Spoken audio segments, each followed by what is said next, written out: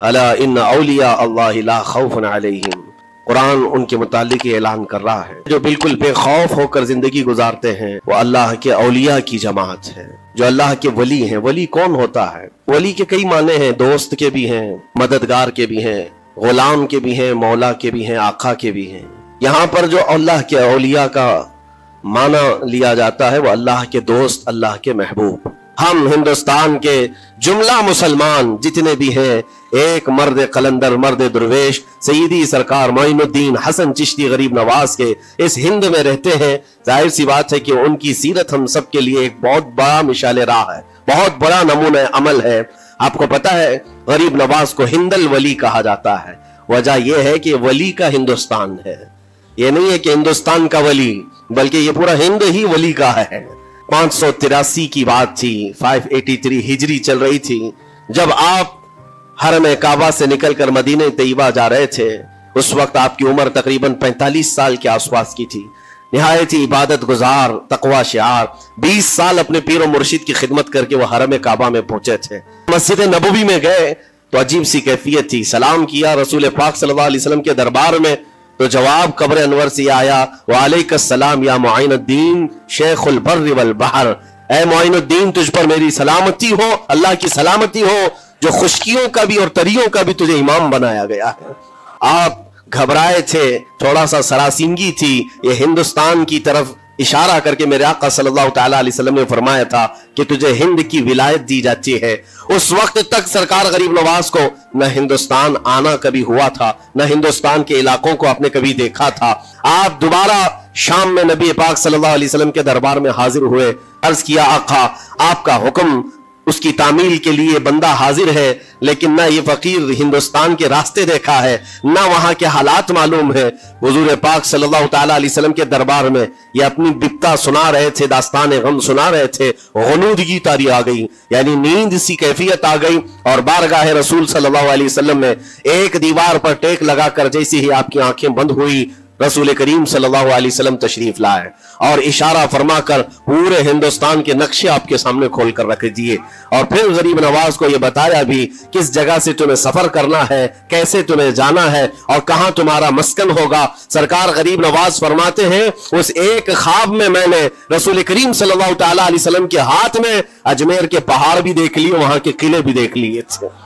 जब आप बेदार होते हैं तो अपने साथ 40 कुतुब उस औलिया इकराम की जमात लेकर मदीने तैयबा से सफर के लिए निकले थे। मदीने तैयबा से भेजा गया है। इसी वजह से आज तक तारीख गरीब नवाज को अताए रसूल कहती है। रसूलुल्लाह की अता है, हिंदुस्तान वालों के लिए खास अता है मेरे आका सल्लल्लाहु अलैहि वसल्लम की।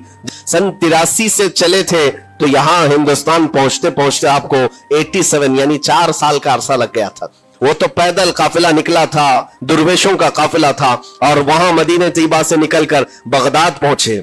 बगदाद में औलिया कामिलीन की सोहबत पाई, वहां से फिर नेशापुर, फिर उसके बाद हरात और अफगान के इलाके होते हुए लाहौर पहुंचे। लाहौर में सरकार दाता गंज बख्श आलम रहमतुल्लाहि तआला अलैह के दरबार में चिल्ला कशी फरमाई, वहां से दिल्ली पहुंचे। यहाँ ये पूरा जो रास्ता है 4 साल का मेरे अजीजों तारीख में है। सरकार गरीब नवाज जिस रास्ते से चलते जाते थे, जो काफिर या मुशरिक भी देखता वो दायरे इस्लाम में दाखिल हो जाता था। दिल्ली में जहां आप आए, एक अजीब इत्तेफाक है, उस वक्त खांडे राव एक बड़ा राजा था, उसका किला था, उसके सामने ही आपने पड़ाव डाल लिया। और वहां पर खांडे राव की जमात ने बहुत कोशिशें की कि ये दिल्ली में दाखिल हुआ, यहीं से इनको खत्म कर दिया जाए, निकाल दिया जाए। लेकिन अजीब इत्तेफाक यह है कि ये जो जमात आई थी सरकार गरीब नवाज के साथ, ना इनके हाथों में तलवार है, ना भाले हैं, ना चाकू है, ना छुरी है। ये तो गुदड़ियां पहनी हुई दुर्वेशों की जमात थी, जो झोले में सूखी रोटी रखते थे और पानी में भिगो कर खा लिया करते थे। इनके पास ना कोई हथियार है, ना कोई सामान है, हर सामान जंग है। इनको निकाला जाए तो किस बात से निकाला जाए। यहां तक कि जो आपको वहां से जाने की बात करने के लिए आता था, थोड़ी देर महफिल में बैठता और खड़ा रहता और कलमा पढ़कर फिर मुशर्रफ ब इस्लाम हो जाता। सरकार गरीब नवाज रज़ियल्लाहु तआला अन्हु ने तलवार से इस्लाम में दाखिल नहीं किया है, ना ही किसी को डरा धमका करके। वो सूखी रोटी खाने वाले किस बात से डराते लोगों को? उनके पास कौन सा एटम बम था? यहाँ मौजूद जो राजे महाराजे थे उनके पास फौज भी थे, हाथी भी थे, घोड़े भी थे, सब कुछ था। लेकिन आने वाला मर्द कलंदर क्या लेकर के आया था, तारीख में बताया जाता है। ये वो जमाना था जब शिहाबुद्दीन गौरी यहाँ पर आने की कई मरतबा कोशिश किया। ये अफगान का बादशाह था शहाबुद्दीन गौरी, जब हिंदुस्तान पर कई मरतबा हमले करके नाकाम लौट रहा था, बीच रास्ते में इन फकीरों की जमात से बादशाह की जमात की मुलाकात हो गई। सिपाही जा रहे थे शिकस्त खाकर और ये दुर्वेशों का काफिला इधर आ रहा था। देखा पहचानी सी सूरतें लगती हैं।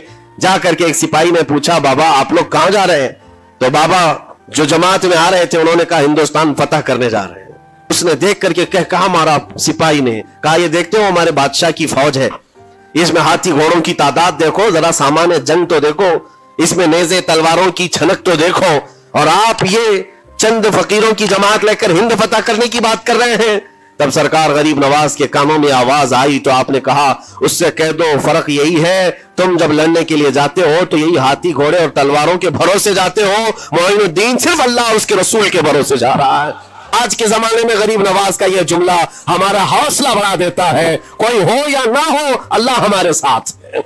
अल्लाह हय्य क़य्यूम हर चीज को देख रहा है, उससे कोई चीज गाफिल नहीं है। जब सरकार गरीब नवाज दिल्ली के सरजमीन पर आप बैठे हुए थे अपने सूफिया की जमात के साथ, एक दस्तरखान लगा हुआ था, दस्तरखान लगा हुआ है, औलिया इकराम की जमात है, एक दूसरे से बातचीत कर रहे हैं। दिल्ली में उस वक्त हालात अजीब थे। एक छोटा सा लड़का जिसकी उम्र 13 या 14 साल की रही होगी, वो अपने हाथ में खटोरी और एक तीर और तरकश लेकर के सामने से जा रहा था। औलिया की नजर उस पर पड़ी, सरकार गरीब नवाज ने नजर उठाकर देखी और फिर सूफिया की जमात से कहा कि देखना ये कल दिल्ली का बादशाह बनकर के निकलेगा, हिंदुस्तान की पूरी सल्तनत इसके पास होगी। तारीख में मौजूद है गरीब नवाज की जुबान से निकला हुआ ये जुमला। वो लड़का कोई और नहीं था, सुल्तान शमसुद्दीन अल्तमश, जो हिंदुस्तान का ताकतवर बादशाह बनकर के निकला था।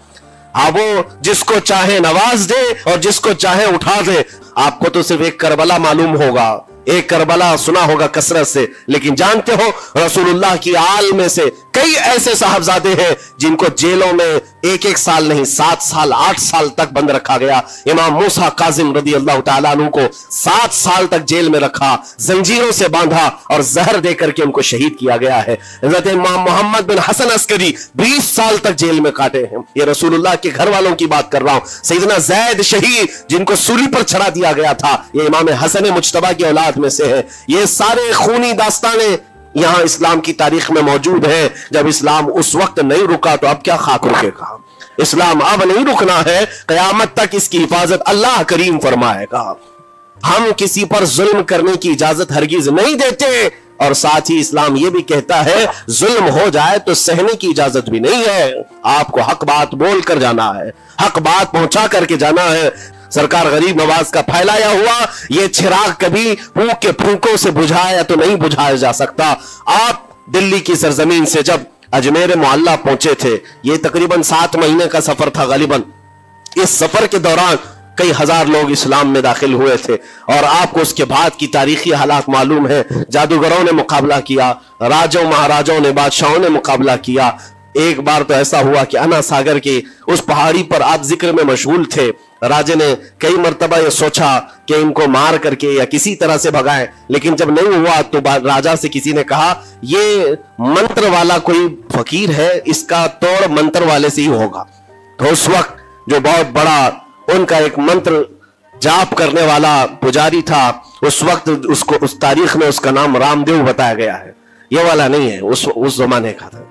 और उसको राजा ने जाकर कहा, वो कभी किसी से मुकाबले के लिए आया नहीं था, उसने हामी भर ली कि हाँ ठीक है, मैं जाऊंगा, देखता हूं कौन फकीर आया है हमारी इस धरती पर, और मैं जाप करूंगा, अगर जादू है तो जादू से मैं काट दूंगा।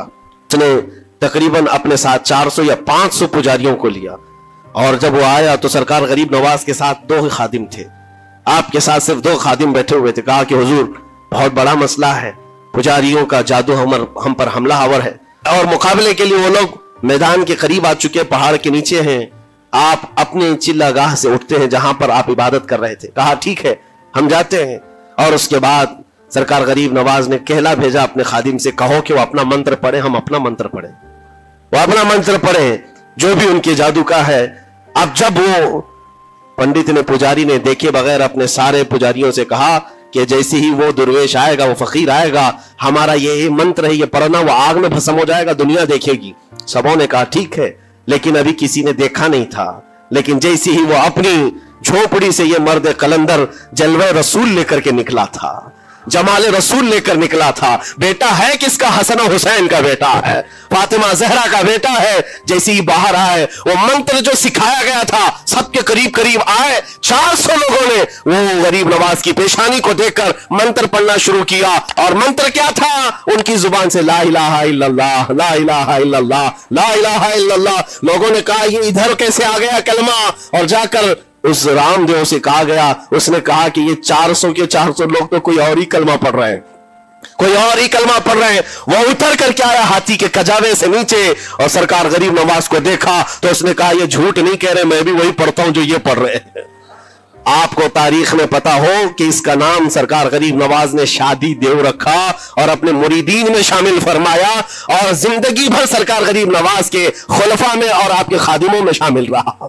ये तलवार से और चाकू भाले नेज़े से नहीं किया गया था, वो नूरे मुस्तफा की जलवागरी थी। जहां नजर उठाया वहां के दिलों की कालक को दूर करके उनके दिलों को भी रोशन फरमा दिया था। अल्लाह के वलियों की नजर जहां पड़ती है वो जगह भी रोशन और ताबनाक हो जाया करती है। मौला करीम सरकार गरीब नवाज की निस्बतें जिंदगी भर हमारे साथ कायम व दायम रखे और फिर अपनी नस्लों को भी अल्लाह ताला उनकी गुलामी में शामिल रखे। अजमेर हम जा ना सके लेकिन यहां से हम ये इल्तिजा करेंगे गरीब नवाज के दरबार में, ख्वाजा हिंद वो दरबार है आला तेरा, कभी महरूम नहीं मांगने वाला तेरा, तेरे दर की ये करामत देखी है बारहा, गरीब आए और हो गए गरीब नवाज।